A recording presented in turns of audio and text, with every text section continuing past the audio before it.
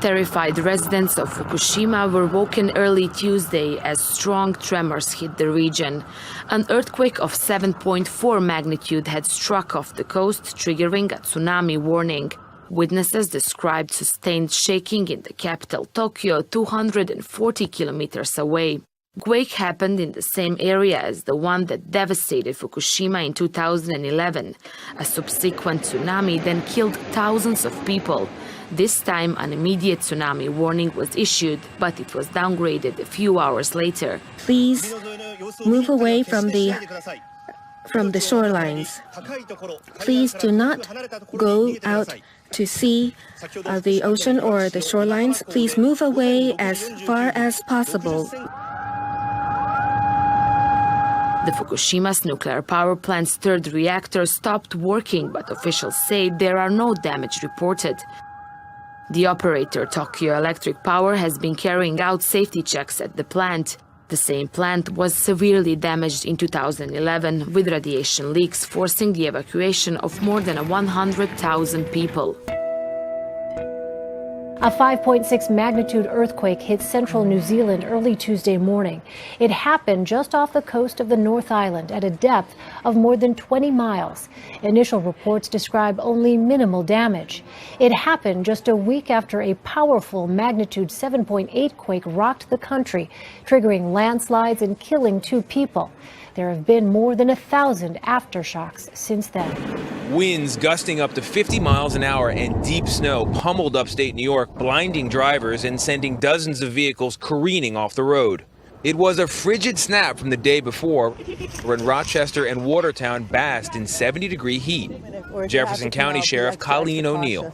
Everybody went from short sleeves and shorts to mittens and hats. The first major lake-effect storm of the season dropped as much as an inch of snow an hour. The same storm whipped through Minnesota and Michigan, giving Wolverine football fans a snowy celebration in Ann Arbor.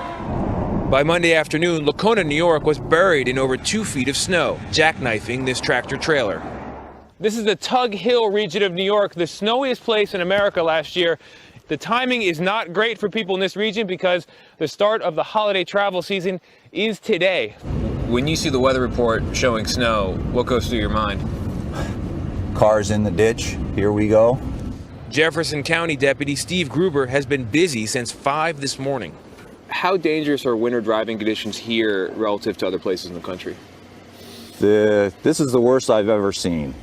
And US President-elect Donald Trump outlined some of his plans for his first 100 days in office in a video released on Monday. My agenda will be based on a simple core principle: putting America first. Whether it's producing steel, building cars, or curing disease, I want the next generation of production and innovation to happen right here on our great homeland, America, creating wealth and jobs for American workers. As part of this plan, I've asked my transition team to develop a list of executive actions we can take on day one to restore our laws and bring back our jobs. It's about time. These include the following. On trade, I am going to issue our notification of intent to withdraw from the Trans-Pacific Partnership, a potential disaster for our country. Instead, we will negotiate fair bilateral trade deals that bring jobs and industry back onto American shores. On energy, I will cancel job-killing restrictions on the production of American energy, including shale energy and clean coal, creating many millions of high-paying jobs. That's what we want. That's what we've been waiting for. On regulation, I will formulate a rule which says that for every 1 new regulation, 2 old regulations must be eliminated. So important. On national security, I will ask the Department of Defense and the chairman of the Joint Chiefs of Staff to develop a comprehensive plan to protect America's vital infrastructure from cyber attacks and all other form of attacks. On immigration, I will direct the Department of Labor to investigate all abuses of visa programs that undercut the American worker. On ethics reform, as part of our plan to drain the swamp, we will impose a 5-year ban on executive officials becoming lobbyists after they leave the administration, and a lifetime ban on executive officials lobbying on behalf of a foreign government. These are just a few of the steps we will take to reform Washington and rebuild our middle class. The Obama administration is reportedly considering new measures to strengthen the controversial nuclear deal with Iran. This is what the Wall Street Journal is saying, that the measures include steps to provide licenses for more American businesses to enter Iran and the lifting of additional sanctions. And to Fox News Alert, we've been following shock and anger this morning as 4 police officers are ambushed in shootings across 3 states in less than 24 hours. 3 officers shot in Florida and Missouri are expected to survive. But one of the shootings was deadly. A San Antonio detective was gunned down while writing a traffic ticket. Well, Heather, we're learning a little bit more. It happened, ironically, not far at all from San Antonio Police Headquarters in downtown San Antonio yesterday morning when the 50-year-old police officer had executed a traffic stop. He was sitting inside his patrol car writing a ticket. That is when investigators say a different vehicle pulled up behind the officers, the one not involved in the initial stop. Police say a man jumped out of it, ran up to the squad car, and opened fire, killing Detective Benjamin Marconi. Marconi was a 20-year veteran with the San Antonio Police Department. Now, police desperately searching for the person who killed him. Exclusive video of a terror suspect being arrested in Brooklyn accused of wanting to plan an attack on New York City. And we've got details about this arrest. They're still coming in at this hour, but here's what we know right now. The suspect is a legal U.S. resident, and he traveled to Yemen and tried to join the terror group ISIS. He told an informant he wanted to plan an attack on Times Square similar to the attack in Nice. Breaking news overseas, authorities arresting at least 7 people in a terror raid concerned they were plotting an attack in France. Afghan, French, and a Moroccan descent. The concern is they perhaps were going to target a Christmas celebration, perhaps a Christmas market in Strasbourg. Concern that would be something that could play out similar to what we saw last year in Paris, horrific attacks. Yes, indeed. And with the holiday season coming, a lot of Americans travel abroad. Are there any threats there, any concerns? There's still a worldwide travel alert for Americans, particularly in Europe. On Monday, the State Department issued an alert to U.S. citizens about a heightened risk of terrorist attacks throughout Europe. The alert particularly highlighted the holiday season, adding that there was credible information that Islamic State, Al-Qaeda, and their affiliates continued to plan attacks in Europe. It said in a statement, U.S. citizens should exercise caution at holiday festivals, events, and outdoor markets. The department noted extremists had carried out attacks in Belgium, France, Germany, and Turkey in the past year. It remains concerned about the potential for attacks throughout Europe. The statement said, U.S. citizens should exercise vigilance when attending large holiday events, visiting tourist sites, using public transportation, and frequenting places of worship, restaurants, hotels, etc. It said the travel alert expires on February 20th, 2017. Europeans, and I include Britain in this, need to now start from the assumption that the United States is no longer an absolutely reliable partner. There needs to be a reconvening of... That's a huge thing to say. I mean, that it is a huge thing to enormous. say, and I think it's very important to keep repeating that until it begins to sink into people's brains. You don't think that we actually have a special relationship? And indeed, the fact that we have done the Brexit thing and they've done the Trump thing, it's just sort of says... No, there's no reason that you have a special relationship with Donald Trump. He's not an Anglophile. He's not interested, in Britain. I mean, Hillary Clinton does and would. But he does not. Right. So, we're talking about what needs to happen is that Europeans need to face up to what's going on, and whether it's going to be a European army or whether it's rethinking what NATO means or whether it's some new structure altogether, the idea of European defense needs to be thought through from the beginning, starting now. The EU must also gear up the defence research programme and start developing a common European capabilities and armament policy. We need to strengthen the industrial and technological base of our defence sector in order to decrease dependency on third parties. The Russian president has pledged to take countermeasures in response to what he calls NATO's eastward expansion. Vladimir Putin made the promise in an interview due to air later on Monday. Putin acknowledged that Russia's reaction to the latest developments in NATO has been, quote, emotional. The Russian leader, however, stressed that this type of reaction is justified as Moscow is concerned over NATO's recent decisions. And the Russian military has deployed a new missile system to the Baltic region in a tit-for-tat move to the U.S.-led NATO missile deployment. In Eastern Europe, according to the Interfax news agency, the military has stationed Bastion missile launchers in the Kaliningrad exclave bordering Poland and Lithuania. Moscow is also planning to deploy S-400 missiles and the nuclear-capable Iskander projectiles in the country's westernmost region. The Kremlin says the deployment is in response to threats posed by a planned U.S. missile system near the Russian border. Meanwhile, the U.S. has slammed the Russian deployment, saying it would destabilize European security. The deployment of Iskander and S-400 missiles to Kaliningrad is destabilizing to European security. Russia has made threats to move Iskander missiles to Kaliningrad now for the past decade in response to a variety of developments in Europe, none of which demand such a military response. Kirby made the remarks during a White House briefing. He called on Moscow to refrain from, quote, words or deeds that are inconsistent with the goal of promoting security and stability. This is while the Kremlin believes that the U.S.-led NATO military buildup near its borders is aimed at encircling Russia.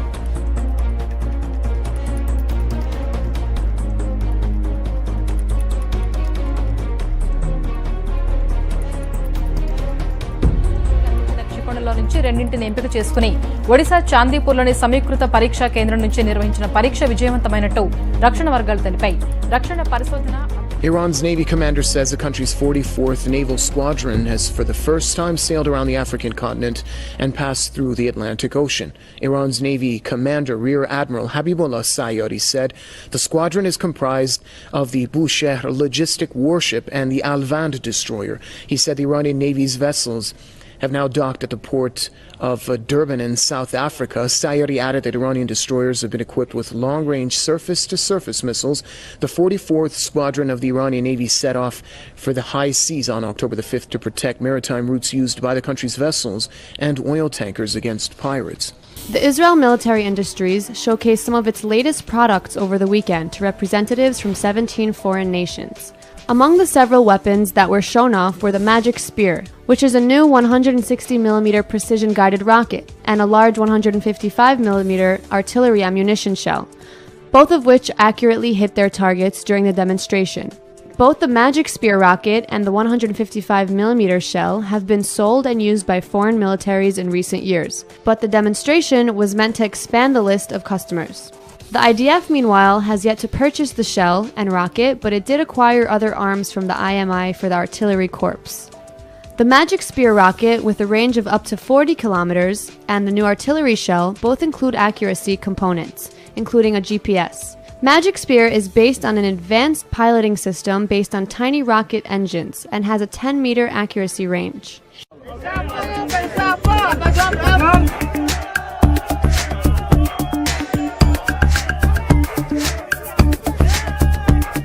के लिए हमारे पास पैसा नहीं है तो हमारी जो producers है उसको नकद में हमको पैसा मिले. Bolivia's government has declared a national emergency due to a lack of water as it suffers the worst drought in 25 years. The country's capital receives water for just 3 hours a day as reservoirs run dry. President Evo Morales said the country must prepare for the worst. The water shortages have prompted angry protests in major cities and conflicts between miners and farmers over the use of wells. To Norwegian news outlets, Norway's government is slashing this year's contribution to a Clinton Foundation offset by 80% from last year.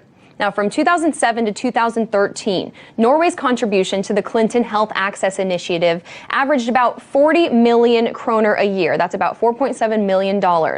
Then in 2014, it jumped to $15 million.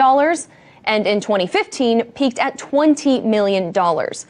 In 2016, Hillary Clinton lost the presidency, and Norway's planned annual contribution has dropped down to 4.2 million. Coincidence? Members of Turkey's ruling Justice and Development Party have given preliminary approval for a bill that will clear men accused of raping underage girls if they agree to marry the girls. There is also a second condition, that the sex was consensual without force or threat. Turkish lawmakers will debate the bill a second time before a final vote scheduled to take place on Tuesday. The proposed bill has caused an uproar in Turkey. Many believe girls, especially abuse victims, will be forced into marriage. Child sex abuse, by definition, cannot be committed without coercion, threat, or deceit. Children who fell victim to sex abuse will now be forced into child marriage and will be subject to serious pressure to extract consent to marriage out of them. Well, a major announcement from Pope Francis allowing Catholic priests to forgive women who have had abortions. Hey, John, well, this is part of Pope Francis transforming the Catholic Church into his vision of mercy, as he announces that from now on, any rank-and-file priest, not just bishops, can absolve a woman who confesses to having an abortion. Pope Francis made the declaration in an apostolic letter as he concluded the extraordinary Holy Year of Mercy. It extends indefinitely what had been a year-long act of grace for what the Church calls a grave sin. Francis writing, "There is no sin that God's mercy cannot reach and wipe away when it finds a repentant heart seeking to be reconciled." Now, the grace is not only extended to the women who've had abortions, but their partners and medical staff who've participated in the procedure. The letter also makes clear that the Church has not lessened its view on the sacredness of life. Francis also writing, "I wish to restate as firmly as I can that abortion is a grave sin, since it puts an end to an innocent life." The Catholic Church in Rwanda has apologized for its part in the country's genocide. In 1994, Hutu extremists killed roughly 800,000 ethnic Tutsi and moderate Hutu who opposed the genocide. A statement from the Conference of Catholic Bishops on Sunday admitted members of the church helped plan and carry out some of the attacks. A number of priests, nuns, and clergymen killed those seeking refuge in churches. For years after the genocide, the local church refused to admit its role in it. In their statement, the bishops asked for forgiveness and said Rwanda's people are one family. So far, the Catholic Church as a whole hasn't officially admitted the exact roles its members had in the massacre. Poor puppy, poor police officer. What a precious picture of Officer Kareem Garibaldi fast asleep right next to this little one. Apparently, the dog was running loose around a Florida neighborhood with no identification. Garibaldi, who almost ran it over, searched for the owner but never found them.